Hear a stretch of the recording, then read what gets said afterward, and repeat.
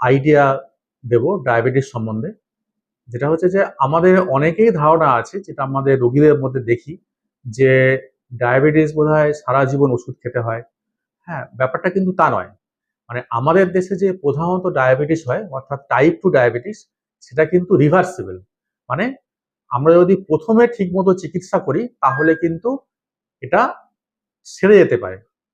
এখন আমরা এটাকে কিওর বলি না এই কারণে, আমরা রিভার্সাল বলি এই কারণে যে আপনি যদি আমরা যে লাইফস্টাইলটা ফলো করতে বলি সেটা যদি আপনি না ফলো করেন তাহলে কিন্তু ডায়াবেটিসটা আবার ফিরে আসতে পারে। তাহলে আপনারা বুঝতে পেরেছেন যে এটা হচ্ছে একটা লাইফস্টাইল জনিত রোগ।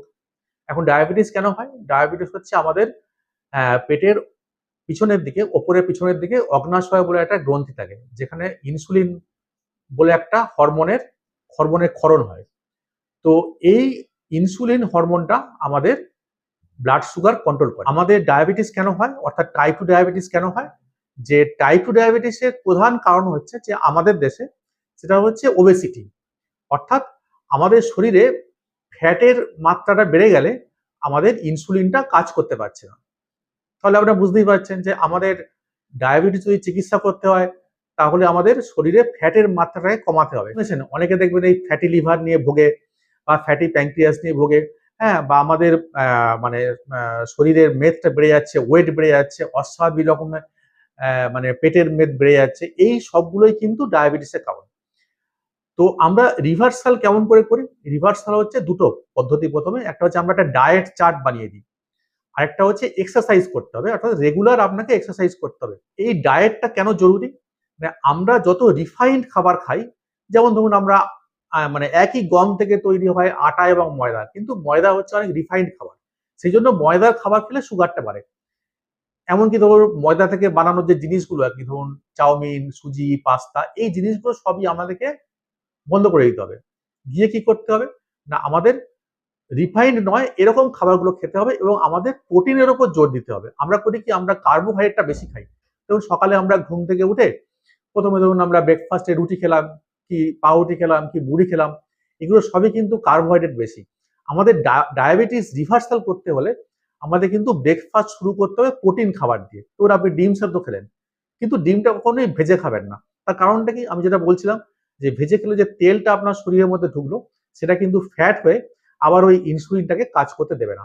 সেরকম ভাবে ধরুন ছাতু খেলেন বা ওটস খেলেন বা ডালিয়া সবজি দিয়ে খেলেন, এই খাবারগুলো কিন্তু ব্রেকফাস্টে খেতে হবে। এর সঙ্গে আপনি একটু টক দই খেতে পারেন এবং সমস্ত রকমের মিষ্টিগুলো খেতে হবে। মানে মিষ্টিগুলো খাওয়া বারণ করতে হবে আর কি। যেমন সেটা আপনার ধরুন চিনি হতে পারে, গুড় হতে পারে, মানে ধরুন নকুলদানা, বাতাসা, সমস্ত রকম মিষ্টি, কোনো মিষ্টি খাওয়া যাবে না। শুধু স্টেভিয়া পাতা থেকে যে তৈরি মানে যে সুগার ফ্রি ন্যাচুরা, সেগুলো আমরা অনেক সময় রেকমেন্ড করি। তো একইভাবে প্রচুর শাকসবজি খেতে হবে এবং ফল খেতে হবে। ধরুন আপনি আপেল খেলেন, পেয়ারা খেলেন, নাশপাতি খেলেন, শশা, হ্যাঁ? এই ফলগুলো কিন্তু খোসা সমেত খেতে হবে। যত আমরা খোসা সমেত ফল খাবো তত কিন্তু আমাদের ব্লাড সুগারটা কমবে। কেমন? আর আমরা ধরুন এই যে বিস্কুট খাই, বিস্কুট খাওয়াটা কমাতে হবে। কেননা বিস্কুট বেসিক্যালি ময়দা থেকে তৈরি হয় এবং বিস্কুট কিন্তু পাম অয়েল দিয়ে বানায়। তো এই বিস্কুট খাওয়াটা বন্ধ করতে হবে। হ্যাঁ? তো এইভাবে খাওয়াটা কন্ট্রোল করতে হবে। সিমিলারলি আপনি যখন লাঞ্চ করছেন, লাঞ্চের সময় প্রথমে স্যালাড খেতে হবে। কেমন? প্রথমে এক বাটি স্যালাড খেয়ে নেন। সেটা বিট, গাজর, শসা, টমেটো, পেঁয়াজ, তার সঙ্গে একটু পাতিলেবু মিশিয়ে এবং ধনেপাতা মিশিয়ে খেলেন। তারপরে আপনি অল্প ভাত খেলেন। আমরা যেটা বলি লাঞ্চে ২ কাপ ভাত খেতে হবে। এই ভাতটা কিন্তু যদি আপনি ধরুন ব্রাউন রাইস বা শ্যামা চালের ভাত খেতে পারেন ভালো। না পেলে সাদা ভাত খেলে একটু কম করে খেতে হবে। দরকার হলে আপনি মাছটা খান বেশি করে, ডাল খান, হ্যাঁ? আলু, ওল, কচু বাদ দিয়ে সমস্ত শাকসবজি খান। তো এইভাবে খাওয়াটাকে চেঞ্জ করতে হবে। যদি আপনি ধরুন তারপরে যদি আপনি সন্ধ্যেবেলা চা খান, এটা আপনাকে গ্রিন টি খেতে হবে। কেমন? আর চায়ের সময় কখনোই বিস্কুট খাবেন না। যেটা আমরা বলি যে অল্প বালি খোলা ভাজা ছোলা বাদাম খেতে পারেন। কেমন? আর রাত্রের খাবারটা খুব তাড়াতাড়ি খেতে হবে। আমরা যদি রাত্রের খাবারটা দেরি করে খাই, ধরুন আমরা বলি রাত্রের খাবারটা ৮ টার মধ্যে খেয়ে ফেলতে হবে, রাত্রি ৮ টার মধ্যে। রাত্রি খাবারটা আপনি যত দেরি করে খাবেন, তত কিন্তু আমাদের শরীরে হরমোনের গন্ডগোল হবে এবং আপনার খালি পেটে ব্লাড সুগারটা বেড়ে যাবে। মানে রাত্রে আপনি যত দেরি করে খাচ্ছেন তত কিন্তু আপনার সুগারটা বেড়ে যাচ্ছে এবং আমাদের শরীরের যে হরমোনের ব্যালেন্সটা সেটা কিন্তু ঠিকঠাক হয় না। এর সঙ্গে যেটা করতে হবে, নিয়মিত হাঁটতে হবে। নিয়মিত ৪৫ মিনিট করে হাঁটতে হবে। কিংবা আপনি আধ ঘন্টা জগিং করতে পারেন, কিংবা আধ ঘন্টা সুইমিং করতে পারেন, যেটা আপনার কনভেনশনাল। যারা সিনিয়র সিটিজেন, যারা ধরুন বাড়ি থেকে বেরোতে পারছেন না, তাদের যেটা আমরা বলি যে প্রত্যেকবার খাবারের পরে, অর্থাৎ ব্রেকফাস্টের পরে 15 মিনিট, দুপুরে খাওয়ার পরে 15 মিনিট, আবার রাত্রেবেলা খাওয়ার পরে 15 মিনিট আপনি ঘরের মধ্যে বা বাড়ির ছাদে বা বাড়ির বারান্দায় হেঁটে নিন। সেটা কিন্তু একইভাবে কার্যকরী, এবং এটা কিন্তু রোজই করতে হবে, মানে হাঁটাটা রোজই করতে হবে। আরেকটা খুব ইম্পর্টেন্ট জিনিস ডায়াবেটিস রিভার্সালের জন্য, সেটা কিন্তু ঘুম। যদি আমাদের রাত্রেবেলা ঘুম না হয়, তাহলে কিন্তু আমাদের ডায়াবেটিসটা বেড়ে যাবে। তার কারণটা হচ্ছে আমাদের সমস্ত যে হরমোন, যেগুলো ডায়াবেটিস কন্ট্রোল করে, সেগুলো কিন্তু রাত্রেবেলা ঘুম হলে তবেই কিন্তু হরমোনগুলো ঠিকঠাক বেরোবে, মানে আমাদের ব্লাডে আর কি। সেটা যদি ঠিক মতন না বেরোয়, তাহলে কিন্তু অবশ্যই বেড়ে যাবে। এবং এই কারণে কিন্তু এখন যারা দেখবেন ইয়ং জেনারেশনে ডায়াবেটিস বাড়ছে, কেন অনেকে আইটিতে কাজ করেন, তারা রাত্রেবেলা জেগে ডিউটি করেন, দুপুরবেলা ঘুমান। ফলে কি হয়, এটা বডিতে হরমোনের ব্যালেন্সটা ঠিকঠাক হয় না। তো সামহাউ এই প্রক্রিয়াটাকে ঠিক করতে হবে। এবং এর উপরে আমরা যেটা করি, যদি এইটা 3 থেকে 6 মাস করে যদি আপনার দেখা যায় যে ব্লাড সুগারটা কন্ট্রোল হচ্ছে না, ব্লাড সুগার কন্ট্রোল মানে শুধু ফাস্টিং আর ব্লাড পিপি সুগার করলে হবে না। HbA1c বলে একটা টেস্ট আছে। এই HbA1c টা হচ্ছে 3 মাসের রক্তের এভারেজ আর কি। এই HbA1c যদি 7-এর নিচে হয়, তাহলে বুঝবেন আপনার ব্লাড সুগার কন্ট্রোল আছে। তো প্রথমে ডায়েট এবং এক্সারসাইজ করে যদি আমাদের না কমে, তখন আমরা 2-1টা ওষুধ প্রয়োগ করে যেটা করি, আমরা আমাদের বডি ফ্যাটটাকে কমিয়ে দিতে চেষ্টা করি। আমাদের যদি ওয়েটটা 15 থেকে 20% আমরা কমিয়ে দিতে পারি, এবং স্পেসিফিক্যালি বডি ফ্যাটটা 20% কমিয়ে দিতে পারি, তাহলেই কিন্তু ডায়াবেটিস রিভার্সাল হয়ে যায়। টাইপ 1 ডায়াবেটিস মানে হচ্ছে যে আমাদের প্যানক্রিয়াস থেকে ইনসুলিন বেরোচ্ছে না। টাইপ 1 ডায়াবেটিস ফরচুনেটলি ইন্ডিয়াতে খুব কম হয়। হ্যাঁ, টাইপ 2 ডায়াবেটিস বাইরের দেশে বেশি হয়। প্যানক্রিয়াস থেকে ইনসুলিন বেরোচ্ছে না, এবং এটা কিন্তু কম বয়সে শুরু হয়, মানে ধরুন 5 থেকে 10 বছর বয়সে শুরু হয়। এবং এখানে আপনার যখন আমরা ডায়াগনোসিস হচ্ছে, তখন থেকে কিন্তু ইনসুলিন শুরু করতে হবে। মোটামুটি ধরে রাখতে পারেন দিনে 4 বার করে ইনসুলিন নিতে হয়, প্রত্যেকবার খাওয়ার আগে এবং একদম শোয়ার সময়। এখানে অগ্নাশয় থেকে একদমই ইনসুলিন বেরোচ্ছে না। হ্যাঁ, এবং এদের কিন্তু ওজন, শরীরের ওজন খুব কম হয়, অর্থাৎ খুব থিন বিল্ড হয় এরা। আর টাইপ 2 ডায়াবেটিস কি?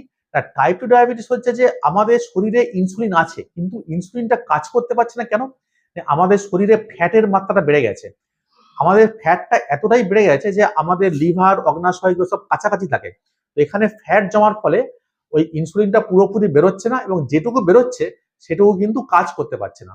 তার কারণ ফ্যাট করছে কি, আমাদের সেলের মধ্যে ঢুকে গিয়ে ইনসুলিনটাকে কাজ করতে দিচ্ছে না। আমাদের ফার্স্ট কাজ হচ্ছে টাইপ 2 ডায়াবেটিসে এই ফ্যাটটাকে কমিয়ে আবার ইনসুলিনের কর্মক্ষমতাটাকে ফিরিয়ে আনা। টাইপ 1 ডায়াবেটিসে কিন্তু ধরা পড়লে প্রথম থেকে ইনসুলিন নিতে হবে। টাইপ 2 ডায়াবেটিসে কিন্তু এখন মডার্ন মেডিসিন অনেক এসে গেছে। এখন যাদের ডায়াবেটিস ধরা পড়ছে, তাদের আমরা 6 বছরের মধ্যে ধরা পড়লে ডায়াবেটিস রিভার্সাল করে দিই, মানে ডায়াবেটিস ঠিক হয়ে যায়। কিন্তু লাইফস্টাইল যেটা আমরা বলে দিই, যেমন খাওয়া এবং এক্সারসাইজ, সেগুলো ফলো করতে হবে। যদি ঠিক মতো ফলো না হয়, তাহলে প্রথম 10 থেকে 15 বছর ওষুধেই ঠিকঠাক থাকে। অনেক সময় 10-15 বছর পরে ইনসুলিন লাগতে পারে, কিন্তু এখন অনেক মডার্ন ইনসুলিন এসছে, দিনে 1 বার নিলে বা দিনে 2 বার নিলেই হয়। আগেকার মতো দিনে 3 বার 4 বার নেওয়ার দরকার পড়ে না, মানে টাইপ 2 ডায়াবেটিসে। প্রি ডায়াবেটিস মানে হচ্ছে ডায়াবেটিসের পূর্ববর্তী ধাপ। কেমন? আমরা যে HbA1c টাকে টেস্ট করি, HbA1c টা হচ্ছে 5.7 এর নিচে থাকলে সেটা হচ্ছে নরমাল। 5.7 থেকে 6.4 হচ্ছে প্রি ডায়াবেটিস। আর 6.5 যেই মুহূর্তে HbA1c টাচ করবে, সেটা হচ্ছে ডায়াবেটিস। এবার হচ্ছে আমরা প্রি ডায়াবেটিস কিভাবে বুঝবো? প্রি প্রি ডায়াবেটিস অনেক সময় বোঝা যায় না, কেননা ডায়াবেটিস হলেই তখন তার উপসর্গগুলো শুরু হয়। প্রি ডায়াবেটিস হচ্ছে ধরুন হঠাৎ করে আপনার ওয়েটটা বেড়ে যাচ্ছে, বা ফ্যামিলিতে কারোর ডায়াবেটিস আছে, বা যারা ধরুন খুব সিডেন্টারি লাইফস্টাইল ফলো করে, যেমন এক্সারসাইজ করেন না, হ্যাঁ, এবং যেটা বলছিলাম যে রাত্রি জাগেন, হ্যাঁ, যাদের হরমোনের মানে ডিসব্যালেন্স হওয়ার সম্ভাবনা, এদেরকে কিন্তু বছরে 1 বার করে অবশ্যই সুগার টেস্ট করতে হবে, ফাস্টিং, খাওয়ার 2 ঘন্টা পরে, এবং HbA1c না টেস্ট করলে কিন্তু প্রি ডায়াবেটিস কোনোভাবে বোঝা যাবে না। এবং প্রি ডায়াবেটিস স্টেজে কিন্তু ডায়াবেটিস রিভার্সাল করাটা অনেক সহজ, মানে প্রি ডায়াবেটিস থেকে স্বাভাবিক ছন্দে কিন্তু ফিরে আসাটা অনেক সহজ। আমার নাম হচ্ছে ডক্টর আশিস মিত্র। আমি অ্যাজ এ ডায়াবেটোলজিস্ট সাউথ ক্যালকাটায় প্র্যাকটিস করি।